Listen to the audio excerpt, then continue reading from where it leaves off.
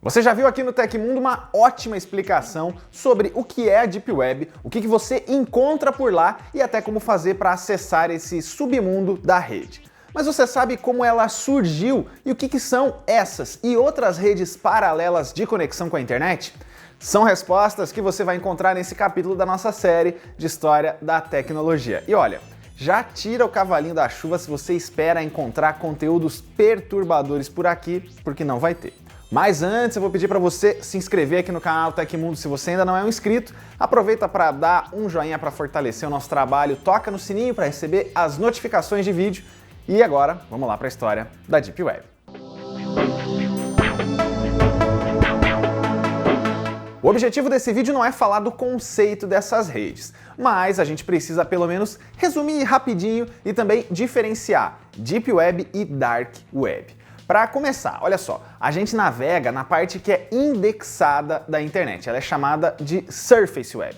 Todos os sites de busca conseguem encontrar os endereços e listar cada um deles.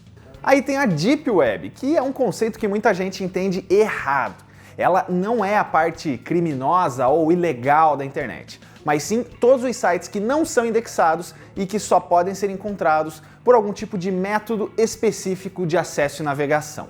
Mas o que são esses conteúdos não indexados? Olha, varia. Pode ser serviço de e-mail, internet banking, centrais de comando de universidades e empresas, tudo isso está por lá, por exemplo. Mas dentro da imensa Deep Web também se concentra a Dark Web, aí sim, o setor que costuma abrigar os conteúdos mais pesados, inclusive os ilegais. Por causa dessa definição, a história começa bem antes, com o nome das Darknets.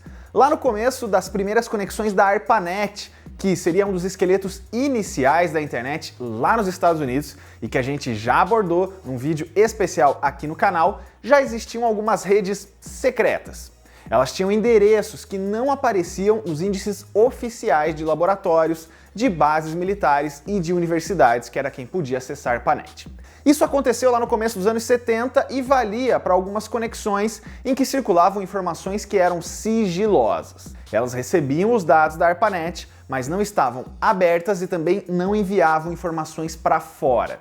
Dessa obscuridade, por ficar ali nas sombras mesmo, veio o nome Darknet. Mas o termo acabou sendo popularizado na indústria mesmo só lá por 2001 e depois em 2002, depois de 2 artigos acadêmicos. Um deles é chamado O Valor Escondido da Deep Web, de Michael Bergman, e também o A Darknet e o Futuro da Distribuição de Conteúdo, de 4 pesquisadores da Universidade de Stanford. Na década de 80, a moda para fugir das conexões tradicionais mudou um pouquinho. Nasceu o uso de servidores em países que eram um pouquinho afastados para compartilhar alguns conteúdos mais privados ou até ilegais. Tipo paraísos fiscais de conta bancária, sabe? Só que com informações e serviços. Países do Caribe eram bastante usados para hospedar esse tipo de conteúdo que podia envolver apostas e até pornografia. Essa estratégia de abrigar alguns servidores em terras com leis mais flexíveis existe até hoje com os sites de pirataria. Agora a gente chega em 1990, quando o uso comercial da internet começa a se multiplicar aos poucos no planeta entre os consumidores. E aí uma rede centralizada começa a nascer. Isso é muito ruim para quem queria fazer as coisas debaixo dos panos. E aí novas estratégias começaram a ser boladas. Uma delas era proteger os sites com senhas, só para os usuários autorizados. Mas não deu muito certo. O Tor, que se escreve T-O-R, nasceu na metade da década de 1990, no Laboratório de Pesquisa Naval dos Estados Unidos. Pois é, o navegador, que é usado para navegar ali nos confins da internet e muitas vezes para praticar crimes, foi criado e financiado por órgãos militares dos Estados Unidos. A ideia do projeto inicial dos cientistas Paul Syverson, Michael G. Reed e David Goldschlag era uma forma de mascarar a identidade online de agentes em missões de campo super secretas ou até de informantes infiltrados. O nome dele é a sigla para The Onion Routing, ou roteamento cebola. Nessa forma de comunicação, cada roteador pelo qual a mensagem ou conexão passa criptografa um pedaço ou camada. Aí, para você chegar na mensagem original, você precisa primeiro solucionar todas as outras codificações, que são as chamadas camadas. Os domínios das páginas navegadas no Tor, inclusive, terminam em um ponto .onion. Um site chamado The Hidden Wiki, ou a Wiki Escondida, é o mais famoso índice com links para navegação por lá. Depois da própria DARPA entrar no projeto e tudo ser paralisado por alguns anos, em 2002 saiu a primeira versão estável do Tor e ele foi liberado para uso civil no ano seguinte. Hoje, uma organização chamada The Tor Project licencia gratuitamente o código da plataforma e mantém tudo funcionando. Mesmo assim, agências do governo ainda foram bastante ligadas ao Tor por vários anos, especialmente em financiamento. E não adianta achar que é só usar o Tor que você está seguro na navegação, porque olha, não é bem assim, viu? Em 1999 surge a Freenet, um projeto do na época estudante Ian Clark. Ele criou uma forma de navegação descentralizada para envio e recebimento de dados de forma livre e segura, ou seja, anônima. Ela é uma plataforma peer-to-peer em que cada usuário armazena um pouquinho da informação que circula por lá. Mas como é tudo criptografado, você não sabe exatamente o que você está guardando na sua máquina. Os sites acessíveis pela Freenet só podem ser abertos por quem está lá e você fica ainda mais seguro se apenas se conectar com os seus contatos mais próximos, com os seus vizinhos ali, em um modo de uso chamado Darknet. A Freenet é uma forma de navegação mais idealizada, pensada para países com censura ou usuários que se sentem sufocados na rede atual. Em 2004 já eram 100 nós conectados pelo Tor por voluntários e Estados Unidos e Alemanha eram os países mais ativos. Já em 2011 já eram 2.000 nós por todo o mundo e 6.000 em 2016. Outra rede descentralizada bastante famosa é a I2P, ou Invisible Internet Project. Ela surgiu em 2003 e atua parecido com o Tor, jogando o tráfego de um lado para o outro para evitar detecção. Ele é uma comunidade bem independente e começou só como um braço da Freenet, se especializando mais tarde no download de torrents em países com leis pesadas contra a pirataria. Ela se diz mais segura do que o Tor por conta da forma com que separa e envia os dados. Mas olha, talvez o paraíso de dados mais peculiar que a gente já teve é o Haven Co. Ela foi fundada em 2000 por Ryan Leckie e Sean Hastings e eram os locais mais promissores para você guardar absolutamente de tudo sem qualquer chance de ser penalizado por autoridades. O motivo é que ele ficava no Principado de Sealand, uma micronação não reconhecida pela ONU que fica na costa da Inglaterra e tem como único território as ruínas de uma base naval. Sério, vejam aí, é bizarro. Ele tem menos de 30 habitantes registrados, a maioria nem mora lá. Só que a Haven Co. fechou em 2008, especialmente por problemas da empresa com a família real, que fundou e se diz dona de Sealand. E foi graças às atividades ilegais na Dark Web que começamos também a conhecer a Bitcoin. A unidade monetária que é descentralizada foi proposta por Satoshi Nakamoto, que ninguém sabe até hoje se é uma pessoa de verdade ou se é um grupo de empresários. A Bitcoin era a forma de pagamento mais usada, especialmente para compra e contratação de serviços nessas redes paralelas, claro, por conta da dificuldade de rastreamento. Isso inclusive ajudou a sujar um pouquinho a imagem da Bitcoin e até outras criptomoedas até hoje.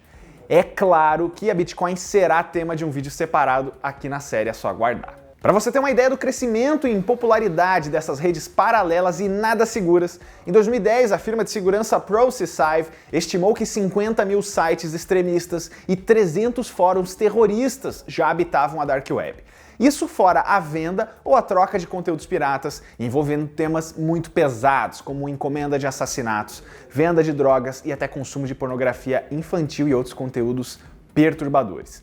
E existe um mito de que a internet guarda um lugar ainda pior. O nome é Marianas Web, que tem o nome inspirado no ponto mais profundo do oceano na Terra, a Fossa das Marianas. Esse seria aí o fundo do poço mesmo, o ponto mais perturbador, mais maluco, mais perigoso e tudo mais, mas não acredita nisso não porque é falso. A Dark Web apareceu mesmo para o público geral em 2011. É o ano de fundação da norte-americana Silk Road, uma plataforma na Deep Web de venda de drogas, remédios de uso controlado e até de alguns produtos legalizados, tipo livros. O nome vem da Rota da Seda, as estradas comerciais do século IX para ligar Europa e Ásia no comércio de várias mercadorias, incluindo a seda. A plataforma começou bem limitada, com poucos vendedores e regras bem rígidas do que podia e não podia por lá. O líder tinha o apelido de Dread Pirate Roberts, um personagem do excelente filme A Princesa Prometida, que lutava por ideais libertários e não gostava nada de autoridades. Só que logo a mídia começou a fazer matérias demais sobre essa lojinha aí, e isso chamou a atenção de políticos e autoridades dos Estados Unidos. Em 2013, Ross Ulbricht foi preso e condenado à prisão perpétua por ser o fundador do site. Mas ele negou que era o atual Dread Pirate Roberts e falou que tinha alguém ali que assumiu o lugar dele e tocou os negócios, mas ninguém sabe quem é. O documentário Deep Web de 2015 cobre bem esse caso e também traz o ponto de vista do Ross. Novas Silk Roads tentaram nascer inclusive na I2P e, claro, a venda de drogas não acabou na Dark Web depois dessa operação, mas nenhuma plataforma tão grande apareceu depois do caso. Mas afinal, é só crime e coisa pesada que a gente vê nessas redes? Bom, a quantidade de conteúdo existente na Deep Web é enorme, muito maior do que aquele que circula na superfície.